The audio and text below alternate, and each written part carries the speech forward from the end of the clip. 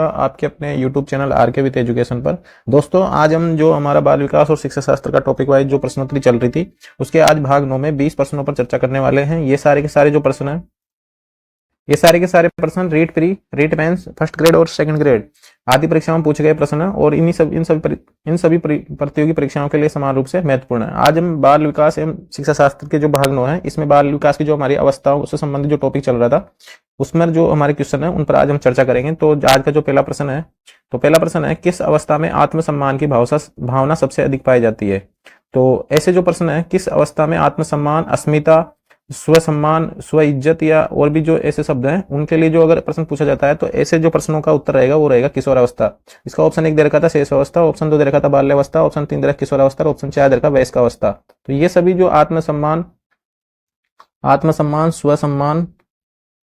स्वसम्मान या अस्मिता, तनाव, संघर्ष, विरोध आदि जो शब्द अगर किसी प्रश्न में दे रखे हैं तो इनका जो सही आंसर रहेगा वो रहेगा किशोरावस्था। सही आंसर इसका हो जाएगा ऑप्शन नंबर 3। किशोरावस्था में ये स्वसम्मान की भावना पाई जाती है, अस्मिता यानी पहचान की भी भावना है, इसमें पहचान बनाने की भावना भी इसके अंदर पाई जाती है। तनाव एवं संघर्ष एवं विरोध की जो तूफान की अवस्था इसको कहा है, वो कहा है स्टर्नले होल ने इसको कहा है।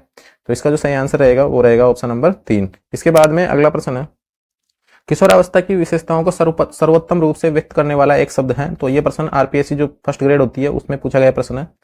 किशोरावस्था की विशेषताओं को सर्वोत्तम रूप से व्यक्त करने वाला एक शब्द है। ऑप्शन 1 दे रखा है विकास, ऑप्शन 2 दे रखा है परिवर्तन, ऑप्शन 2 दे रखा है समायोजन, ऑप्शन 3 दे रखा है स्थिरता, ऑप्शन 4 दे रखा है अनुत्तरित प्रश्न। तो इसका जो सही आंसर रहेगा, विकास की जो अवस्था है, विकास की जो किशोरावस्था है उसको सर्वोत्तम रूप से जो व्यक्त करने वाला एक जो शब्द है वो है परिवर्तन। क्या है? परिवर्तन। सही आंसर इसका हो जाएगा ऑप्शन नंबर 2। इसके बाद में अगला प्रश्न है हमारा, किशोरावस्था में किशोर के व्यवहार एवं मनोवृत्ति पर सबसे अधिक प्रभाव किसका पड़ता है? तो ऑप्शन 1 दे रखा है माता पिता का, ऑप्शन 2 दे रखा है संगी साथियों का, ऑप्शन 2 दे रखा है शिक्षक का, ऑप्शन 4 दे रखा है चलचित्र का, ऑप्शन 5 दे रखा है अनुत्तरित प्रश्न। तो किशोरावस्था में जो बालक के मन और व्यवहार एवं उसके जो मनोवृत्ति यानी उसको देखने का जो दृष्टिकोण होता है किसी चीज को, उस पर जो सबसे अधिक प्रभाव पड़ता है वो पड़ता है संगी साथियों का। तो सही आंसर इसका रहेगा ऑप्शन नंबर 2, क्योंकि वह इस समय किशोरावस्था में बालक अपना जो दल होता है, दल या समूह का क्या बन जाता है? दल या समूह का सक्रिय सदस्य होता है। क्या होता है? सक्रिय सदस्य होता है और वह अधिकतर जो समय है अपने मित्र एवं साथियों के साथ ही व्यतीत करना पसंद करता है। इसके अलावा जो बाल्यकाल है उसको कहा जाता है गैंग अवस्था। बाल्यकाल गैंग अवस्था बाल्यकाल को कहा जाता है, जबकि जो दल एवं जो समूह का जो सक्रिय सदस्य जो होता है बालक, वो कौन सी अवस्था में होता है? किशोरावस्था में होता है।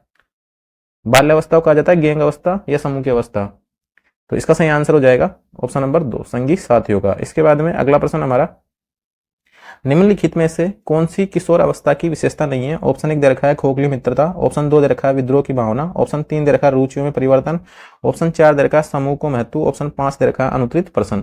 तो इसमें जो सही आंसर रहेगा, कौन सी किशोर अवस्था की विशेषता नहीं है? तो विद्रोह की भावना होती है, रुचियों में परिवर्तन होता है और समूह को महत्व दिया जाता है। लेकिन खोखली मित्रता यहाँ पर नहीं होती है, बल्कि यहाँ पर एक पक्की वाली मित्रता होती है, दोस्तों की पक्की मित्रता होती है। तो खोखली मित्रता इसको नहीं कह सकते अपन। तो इसका सही आंसर रहेगा ऑप्शन नंबर 1, क्योंकि जो अपना मित्रों का जो ग्रुप होता है उसमें वह सक्रिय रहना पसंद करता है। तो ये खोखली मित्रता का लक्षण नहीं है, ये एक अच्छी मित्रता जो होती है उसका एक लक्षण है किशोरावस्था। तो सही आंसर इसका हो जाएगा ऑप्शन नंबर 1। इसके बाद में अगला प्रश्न हमारा, किशोर प्रौढ़ों को मार्ग में बाधा, ये बड़ा नहीं है, बाधा समझता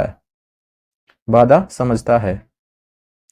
किशोर प्रौढ़ों को मार्ग में बाधा समझता है जो उसे अपनी स्वतंत्रता का लक्ष्य प्राप्त करने से रोकते हैं। यह कथन निम्न में से किसका है? तो ऐसा अक्सर होता है कि जब बालक 13-14 से लेकर 18 साल के बीच में होता है तो वो समझता है बड़ों को अपने जो मार्ग है उसमें बाधा समझता है और उन्हें अपनी स्वतंत्रता का लक्ष्य प्राप्त करने से रोकते हैं, ये ऐसा वो सोचता है। तो ये कथन निम्न में से किसका है? ऑप्शन 1 दे रखा है रोस, ऑप्शन 2 दे रखा है कोल सैनिक, ऑप्शन 3 दे रखा है विलेंटाइन, ऑप्शन 4 दे रखा है थॉर्नडाइक, ऑप्शन 5 दे रखा है अनुत्तरित प्रश्न। तो ये जो कथन है कि किशोर प्रौढ़ों को अपने मार्ग में बाधा समझता है जो उसे अपनी स्वतंत्रता का लक्ष्य प्राप्त करने से रोकते हैं, तो ये जो कथन है यह है कोल सैनिक का। किसका है? कोल सैनिक का एक कथन है। ऑप्शन नंबर 2 इसका सही आंसर रहेगा। और इसके अलावा जो किशोरावस्था से संबंधित और जो परिभाषा है, एक स्टर्नले होल की एक परिभाषा है, इसके अलावा किलपेट्री की एक परिभाषा है। इनसे संबंधित किशोरों में बता दूंगा भी कौन कौन सी परिभाषा है। किलपेट्री की है, एक वेलेंटाइन की है, वेलेंटाइन तो वेलेंटाइन की है कि घनिष्ठ एवं व्यक्तिगत मित्रता उत्तर किशोर अवस्था है। घनिष्ठ एवं व्यक्तिगत मित्रता व्यक्तिगत मित्रता। मित्रता क्या है? उत्तर किशोरावस्था यानी कि 16 से 18 वर्ष की जो आयु है वो क्या है? घनिष्ठ एवं व्यक्तिगत मित्रता की अवस्था है, उत्तर किशोरावस्था। इसके अलावा किलपेट्री की जो है, किलपेट्री ने बताया किशोरावस्था को जीवन का सबसे कठिन काल बताया। किशोरावस्था को जीवन का सबसे कठिन काल बताया है। और स्टैनले हॉल की परिभाषा आपको पता ही है, किशोरावस्था जो प्रबल दबाव, तनाव एवं तूफान वाली अवस्था है। तो सही आंसर इसका रहेगा, किशोर प्रौढ़ों को मार्ग में बाधा समझता है जो उसे अपनी स्वतंत्रता का लक्ष्य प्राप्त करने से रोकते हैं। तो सही आंसर इसका रहेगा ऑप्शन नंबर 2। इसके बाद में अगला प्रश्न है, निम्नलिखित अवस्थाओं में से किस अवस्था को निम्नलिखित अवस्थाओं में से किस अवस्था को समस्याओं की अवधि कहा जाता है? ऑप्शन 1 दे रखा है शैशवावस्था, ऑप्शन 2 दे रखा है बाल्यावस्था, ऑप्शन 3 दे रखा है किशोरावस्था, ऑप्शन 4 दे रखा है इनमें से कोई नहीं, ऑप्शन 5 दे रखा है अनुत्तरित प्रश्न। तो निम्नलिखित अवस्थाओं में से किस अवस्था को समस्याओं की अवस्था कहा जाता है? तो वो किशोर अवस्था को कहा जाता है। सही आंसर इसका हो जाएगा ऑप्शन नंबर 2। क्यों कहा जाता है? क्योंकि एक तो यह है, इसमें क्या होता है, बालक का जो शरीर है, बालक के शरीर में काफी परिवर्तन होते हैं, उसका जो सोचने का जो तरीका है वो बदलता है, उसके विचार अमूर्त होने लगते हैं तथा वो जो बड़े लोग हैं उनको अपने मार्ग में बाधा भी समझने लगता है। तो ये समस्याओं की अवस्था है। सही आंसर इसका हो जाएगा ऑप्शन नंबर 3। इसके बाद में अगला प्रश्न है हमारा, किशोरावस्था में किस प्रकार के मार्गदर्शन की आवश्यकता होती है? ऑप्शन 1 दे रखा है व्यक्तिगत मार्ग निर्देशन, ऑप्शन 2 दे रखा है विद्यार्थियों के विभिन्न पक्षों से संबंधित पहलुओं का एकत्रीकरण, ऑप्शन नंबर 2 दे रखा है विद्यार्थियों के विभिन्न पक्षों से संबंधित पहलुओं का एकत्रीकरण, ऑप्शन 3 दे रखा है समस्या काल और ऑप्शन 4 दे रखा है उपरोक्त सभी। तो किशोरावस्था में व्यक्तिगत मार्ग निर्देशन भी आवश्यक है, विद्यार्थियों के विभिन्न पक्षों से संबंधित पहलुओं का एकत्रीकरण भी आवश्यक है और समस्या का हल भी होना चाहिए। तो सही आंसर इसका रहेगा ऑप्शन नंबर 4। सही आंसर क्या रहेगा? ऑप्शन नंबर 4 इसका सही आंसर रहेगा। इसके बाद में हमारा अगला प्रश्न है, निम्नलिखित में से किस अवस्था को संक्रमण अवधि काल कहा जाता है? ऑप्शन 1 दे रखा है बाल्यावस्था, ऑप्शन 2 दे रखा है किशोरावस्था, ऑप्शन 3 दे रखा है शैशवावस्था, ऑप्शन 4 दे रखा है इनमें से कोई नहीं, ऑप्शन 5 दे रखा है अनुत्तरित प्रश्न। तो निम्न में से किस अवस्था को संक्रमण अवधि कहा जाता है? तो इसका जो सही आंसर रहेगा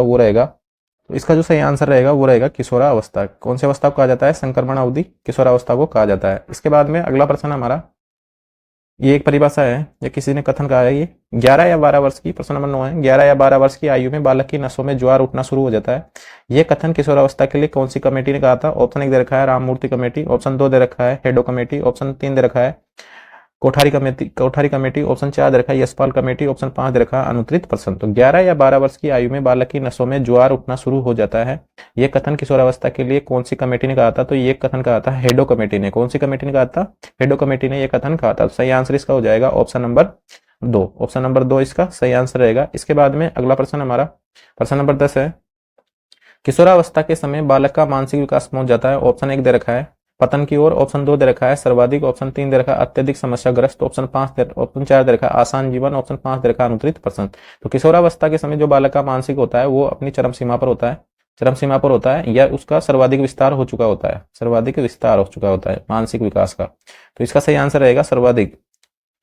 ऑप्शन नंबर 2 इसका सही आंसर रहेगा। इसके बाद में अगला प्रश्न है, प्रश्न नंबर 11 है, विकास के किस चरण को नायक पूजा की प्रवृत्ति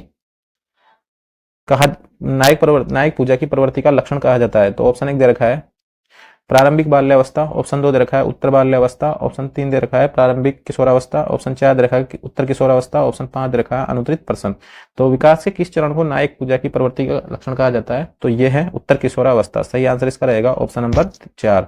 ऑप्शन नंबर 4 इसका सही आंसर रहेगा। इसके अलावा जो किशोरावस्था की और भी जो विशेषताएं मैं आपको एक बार बता देता हूँ। किशोरावस्था में और कौन कौन सी विशेषताएं होती है? एक तो होती है अमूर्त चिंतन की विशेषता। अमूर्त चिंतन एक होता है जीवन का सबसे कठिन काल, किलपेट्रिक ने कहा है जीवन का सबसे कठिन काल। एक होता है दल या गैंग का सक्रिय सदस्य,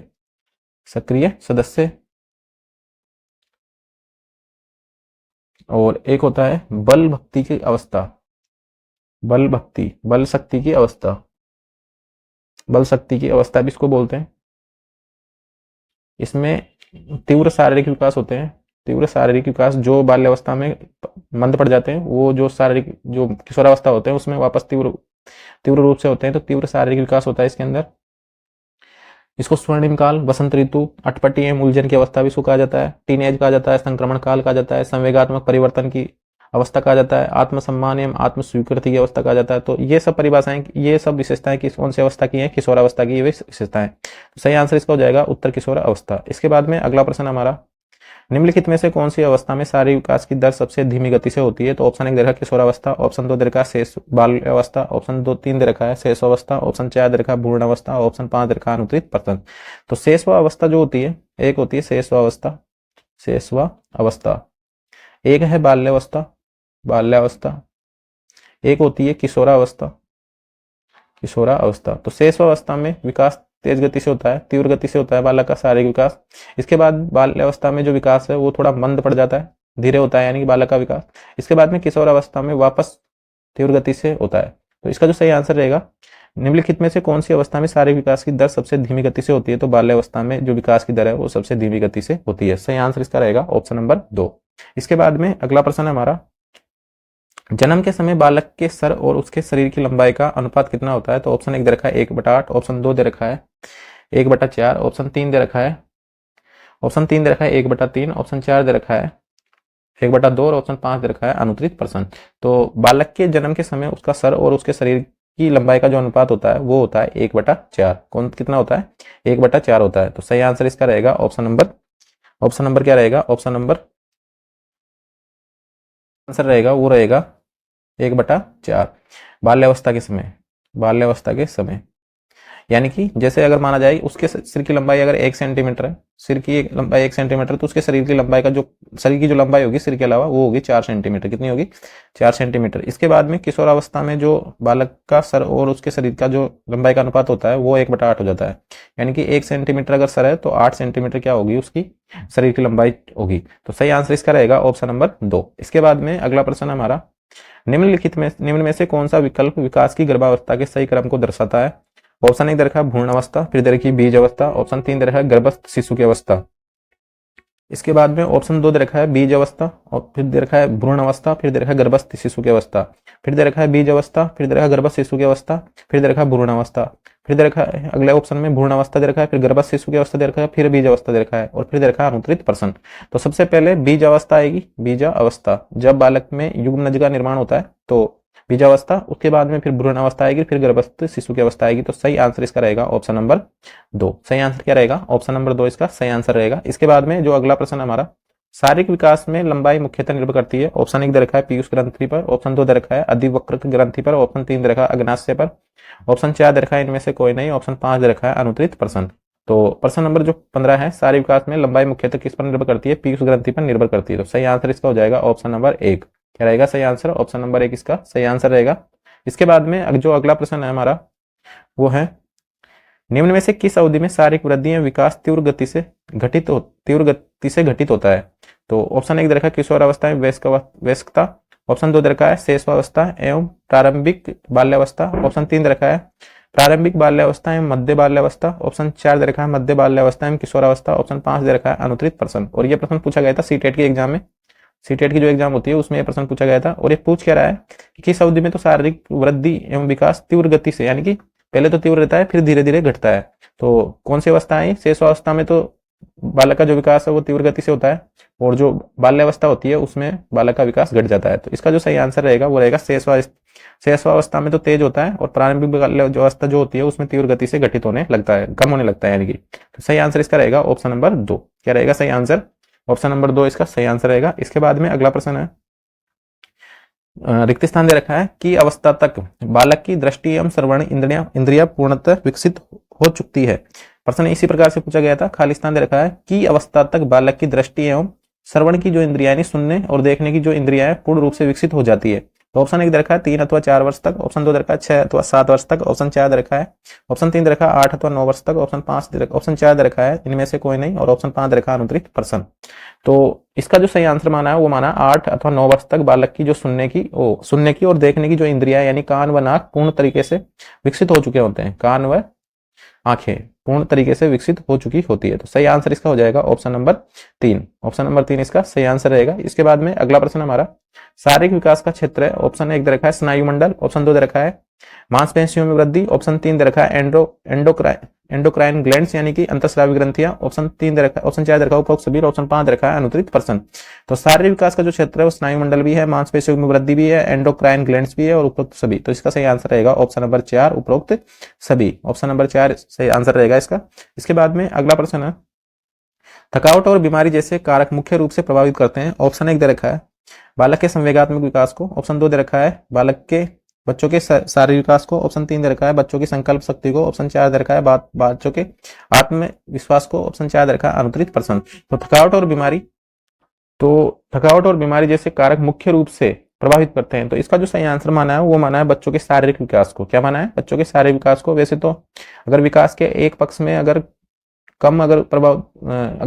प्रभावित होता है, विकास का अगर एक भी पक्ष प्रभावित होता है तो उसके साथ सारे पक्ष प्रभावित होते हैं। जैसे अगर शारीरिक विकास अगर कम होगा तो उसका मानसिक विकास भी कम होगा, मानसिक विकास कम होगा तो उसका संवेगात्मक विकास भी कम होगा। लेकिन इसका जो सही आंसर माना है, क्योंकि थकावट और बीमारी जैसे जो कारक मुख्य रूप से कौन से विकास को प्रभावित करते हैं, तो बच्चों के शारीरिक विकास को प्रभावित करते हैं। ये इसका सही आंसर माना है ऑप्शन नंबर 2। इसके बाद में अगला प्रश्न हमारा, एक युग्मनज निम्न के कारण निर्मित होता है। तो ऑप्शन 1 दे रखा है पृथक्करण, ऑप्शन 2 दे रखा है विखंडन, ऑप्शन 3 दे रखा है संलयन, ऑप्शन 4 दे रखा है विभाजन, ऑप्शन 5 दे रखा है अनुत्तरित प्रश्न। तो एक युग्मनज का जो निर्माण होता है वो संलयन के द्वारा होता है, क्योंकि जब नर का शुक्राणु और मादा का अंडाणु जब दोनों मिलते हैं तो एक युग्मनज का निर्माण होता है। युग्मनज का निर्माण, तो एक युग्मनज किस कारण होता है? संलयन के कारण। तो इसका सही आंसर रहेगा ऑप्शन नंबर 3। तो दोस्तों ये थे आज के हमारे 20 प्रश्न जो किशोरावस्था से संबंधित है और कुछ बालक के जो शारीरिक विकास होता है। अब हमारा जो टॉपिक चल रहा है वो बालक का शारीरिक विकास चल रहा है। हमने बालक के जो विकास के सिद्धांत है, शिक्षा मनोविज्ञान है और बालक की जो अवस्था है, इनसे संबंधित हमने लगभग 200 के आसपास हमने इसमें प्रश्न हल कर लिए हैं। तो यदि आप इन प्रश्नों की पीडीएफ चाहते हो तो आप हमारे टेलीग्राम चैनल है आर.के. वित्त एजुकेशन, उसको ज्वाइन जरूर कर लें। और अगर यूट्यूब चैनल पर पहली बार ही विजिट कर रहे हो तो यूट्यूब चैनल को सब्सक्राइब जरूर कर दें और अपने मित्रों के साथ शेयर जरूर करें।